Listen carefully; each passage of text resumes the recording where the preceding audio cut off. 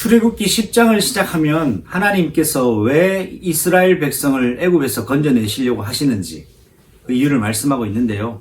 희생 제사를 드리고 하나님께서 약정하시고 이스라엘 백성이 다시금 약속된 땅 가나안 땅으로 가서 성전 짓기 위한 세계 선교를 위한 그 하나님의 목표를 가지고 이스라엘 백성을 꺼내실 수밖에 없는 이유를 이스라엘 백성 특별히 지도자인 모세와 아론과 출애굽의 주역들에게 하나님 미리 말씀하셨습니다.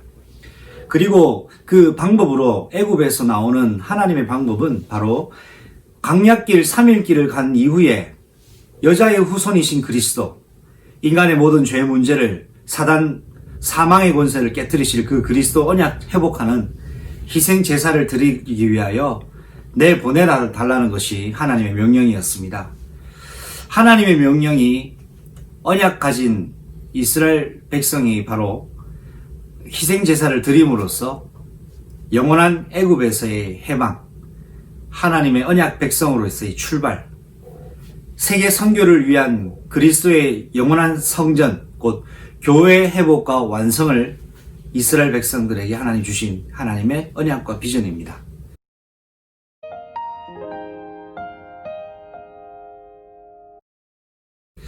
이런 과정 속에서 이스라엘 백성이 꼭 언약 가지고 출발하며 막는 모든 장애물들은 하나님이 직접 손을 보셨습니다. 그러면서 더불어서 이스라엘 백성들을 하나님이 친히 가나안 땅 약속의 땅으로 인도하시는데 그 광야를 통과하게 하신 하나님의 방법이 바로 성막이었죠. 이제 애굽에서 나오는 가장 중요한 시간표 속에 이스라엘은 세계 선교를 위한 민족과 교회의 축복을 가지고 주님 오실 길을 준비하는 영적 사명을 감당하는 시작을 하게 됩니다.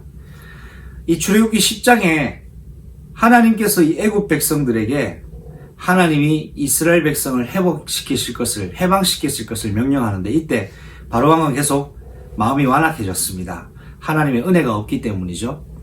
그 과정 속에서 하나님께서는 바로왕에게 10가지 재앙과 심판을 통하여 애굽에서 내보낼 수밖에 없는, 예배 드리게 할 수밖에 없는 상황으로 인도하셨습니다.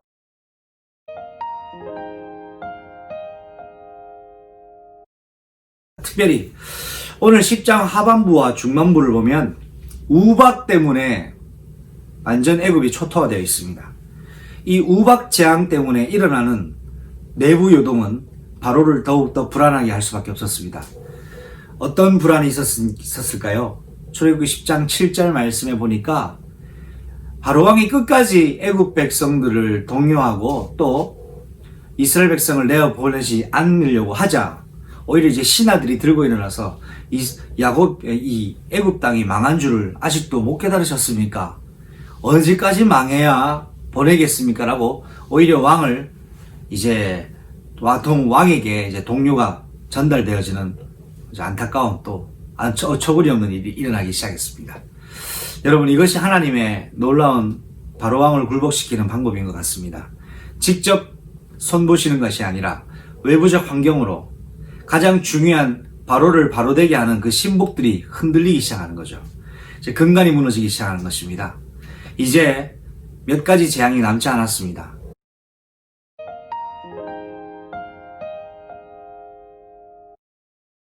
바로는 결국 결론이 이스라엘 백성을 내보내는 것입니다.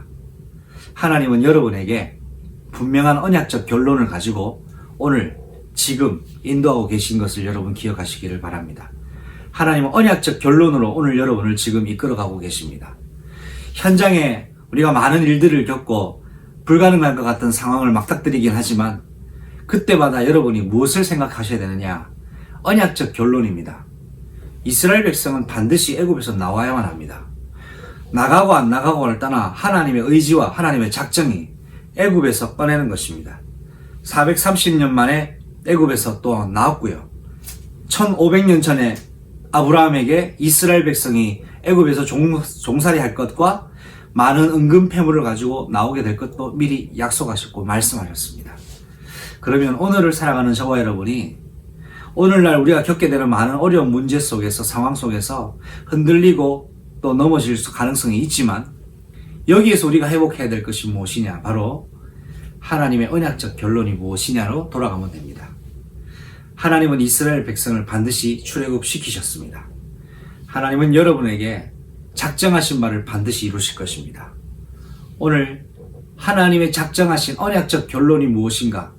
이것에 질문하고 기도의 깊은 곳으로 들어가는 날이 되기를 바랍니다.